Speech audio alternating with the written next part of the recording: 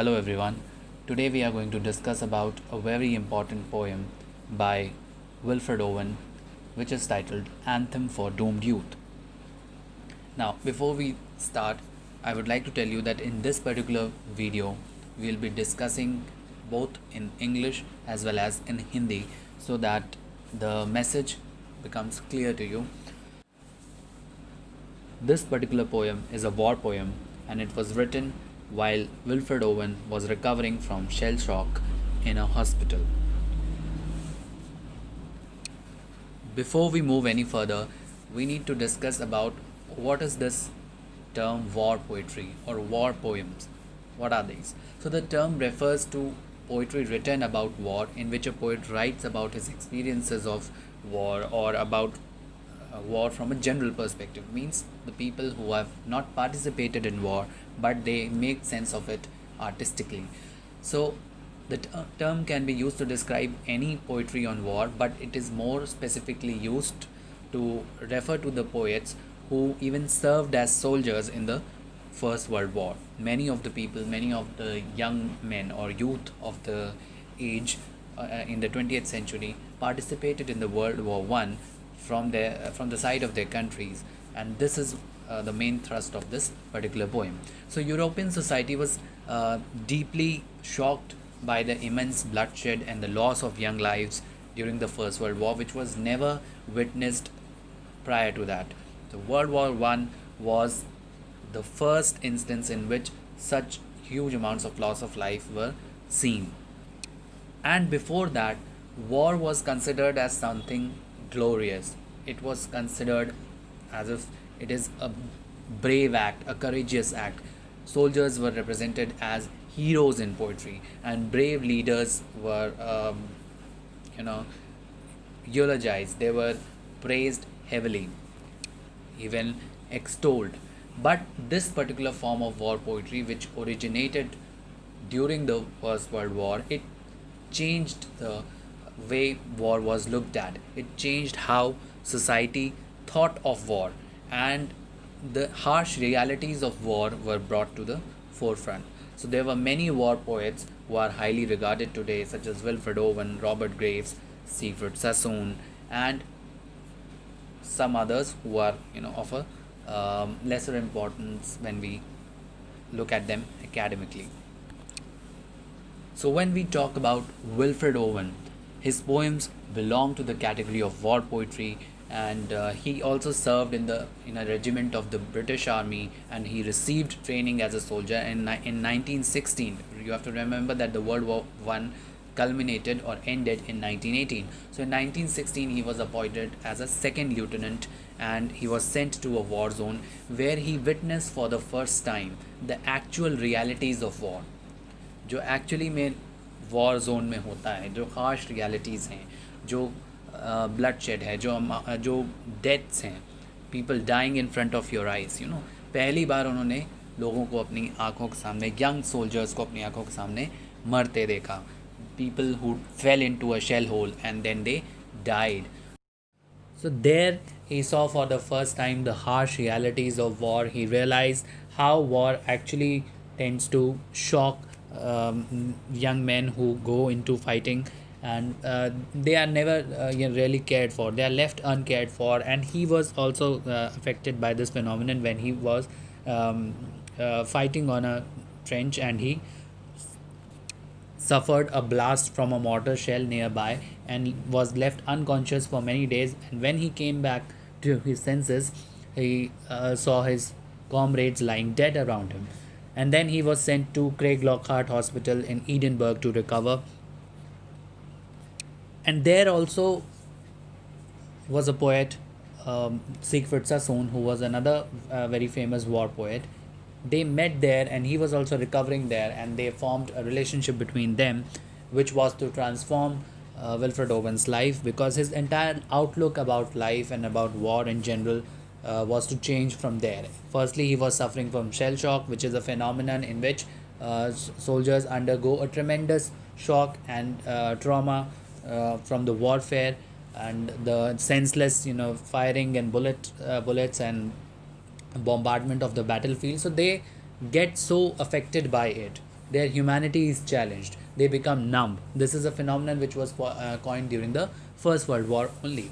So this inspires him to write poetry which exposes the real face of war rather than the glorification which used to happen in earlier war poetry. So that is what informs this particular poem also, and it is a very interesting fact to note that Siegfried Sassoon did not want him to go back into the battlefield again, but Wilfred Owen did so because he wanted to earn a credibility for his poetry. And in 1918, the World War One culminated with the armistice, which was signed on 11th November, and just a week before that, Wilfred Owen was shot dead in a firing in while crossing a canal in France. So that is a very sad incident because just after 1 week of his death, the World War One officially ended and a peace was reached. So that is why his entire poetry is very poignant about the harsh realities of war. And his mother received the news of his death on the Armistice Day itself. On that very day, when celebrations were in full swing, people were celebrating, church bells were ringing. On that particular day, she received the news of his death. And on his epitaph, there is a quote mentioned which was chosen by his mother, Susan, and it is from one of his own poems. Shall life renew these bodies of a truth, or death will he anew? And that means क्या life कभी भी renew कर पाएगी इन bodies को? क्या इनमें कभी भी वो लाइफ वो वार्मथ वापस आ पाएगी? They have died most inhumanly. So उनकी डेथ का जो हार्श ट्रूथ है, क्या उनकी ग्लोरी से, जो उनके वॉर लड़ने की ग्लोरी से, क्या वो डिसअपेयर हो जाएगा, इनवैलिड हो जाएगा? That is what this particular quote raises. So this is the gist of his poetry. This particular poem is a sonnet, and it is in a form, a simple form of an octet and a sestet. The choice of the sonnet form is also ironical because sonnets जो होती हैं traditionally they are about romance, love, beauty, इन सब चीज़ों के बारे में होती हैं. Whereas ये poem जो है it is about the dark side of war. So it is also a very ironical thing that he chose this particular sonnet form because वो ये दिखाना चाह रहे हैं कि जो रोमांटिसिज्म है वॉर का, जो उसको एज ए ग्लोरियस थिंग दिखाया जाता है, जो उसको रोमांटिसाइज किया जाता है, जो उसको एक हीरोइक थिंग की तरह दिखाया जाता है, that is only a sham. It is something that is unjust, that is unfair, and it takes away their humanity. So he relates the death of soldiers on a battlefield to group slaughter or mass slaughter of animals like cattle. He says, what passing bells for these who die as cattle? Only the monstrous anger of the guns, only the stuttering rifles' rapid rattle can patter out their hasty orisons. So means he says इनके लिए कोई passing bells और नहीं हो सकती. ये जो लोग, जो ये soldiers हैं, these soldiers who die like cattle, they die a merciless death on the battlefield. तो ये ह्यूमनली इनको एक सिंपल डेथ नहीं मिलती है. They die a most gruesome death, और इनको ग्लोरीफाई कर दिया जाता है उसके बाद. So what passing bells for these who die as cattle? Only the monstrous anger of the guns. तो उनकी पासिंग बेल्स क्या हैं? Only the monstrous anger of the guns. Now anger of the guns, anger is something that is a quality of a living being. Guns are non-living things. So monstrous anger is personification. Only the stuttering rifles' rapid rattle. Stuttering rifles. Stuttering is the word which is associated with the rifles, and rifles, they send out bullets. So that particular sound gives another literary device, figure of speech, which is onomatopoeia. Stuttering rifles, rapid rattle. Rapid rattle, again another figure of speech, alliteration. So he says only the monstrous anger of the guns and only the rattle of the rifles would be their passing bells. No general passing bells of sweet passing bells of the church ceremonies that happen after a person dies. Those are not the bells that would do them honor. Only the monstrous anger of the guns. They died hearing those bells. They died hearing bullet firings. So only that particular bells or sounds can patter out their hasty orisons, means they can send out their last prayers while they are on their quick journey to the afterlife or death. No mockeries now for them. So now he says no mockeries. अब कोई दिखावा मत करो उनके लिए. No mockeries now for them. No prayers nor bells. कुछ भी prayers आप church में कर लीजिए. They have died most inhumanly. Some you do not even find their body parts. You do not find soldiers in one piece. But you pay them respects. You praise them as a hero. Why hero? They did not choose their death in this gruesome manner. Nobody goes willingly to death. So no mockeries now for them, no prayers nor bells, nor any voice of mourning save the choirs. कोई भी mourning मत करो उनके लिए, कोई भी grief express मत करो, no prayers nor bells. Why? Because it is useless, it is pointless. And save the choirs, the shrill demented choirs of wailing shells. And उनके लिए सिर्फ एक choirs ही एक ऐसी चीज़ है जो कि उनको जस्टिस प्रोवाइड कर सकती हैं इस पर्टिकुलर मोमेंट पे. And what are those choirs? These are not church choirs. जो चर्च में उनके लिए पासिंग सॉन्ग्स गाए जाते हैं वो नहीं हैं. The shrill demented choirs of wailing shells. Wailing shells again personification. So it will be shrill maddening choirs of जो साउंड्स हैं शेल्स की, बुलेट शेल्स की, वो ही उनका आखिरी पासिंग सॉन्ग है. And bugles calling for them from sad shires. And bugle is a musical instrument that is played in the final last ceremonic ritual of a person's death. So it is an instrument played in funerals. So now bugles only call them from sad shires. From sad shires means from their sad homes, from their families who grieve for them. So the bugles call them from that particular moment. Then comes the sestet. The sestet resolves the problem here.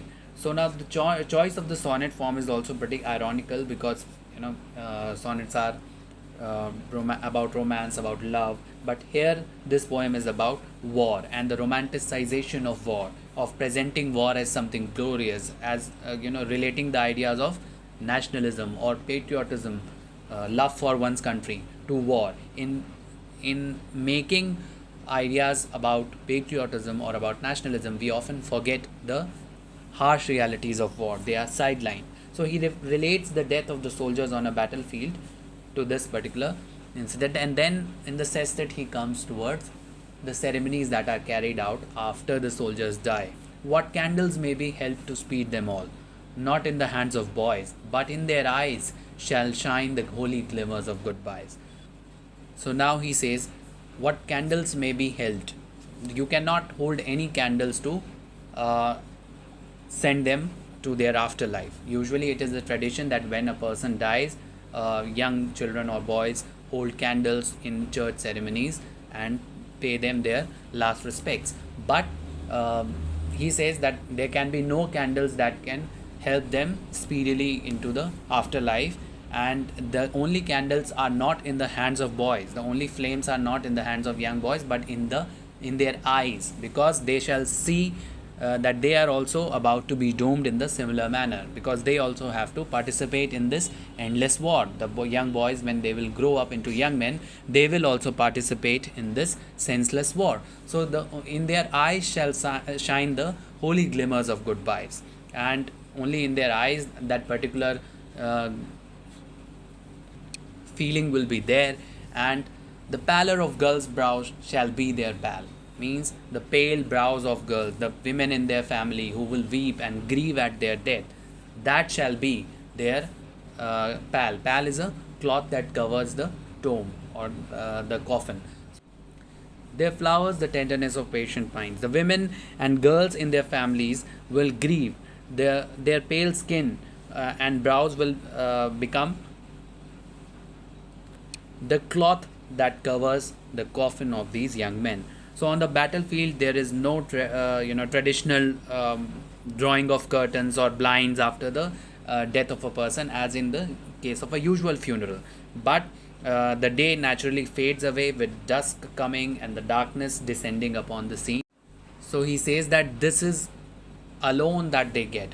This particular departure, this signing off, this descending of darkness is all that they get. They do not get to see a natural funeral, or they do not go in the natural way. They die a cruel death in the darkness of the battlefield, and that is all that they deserve, and that is all that does justice to them.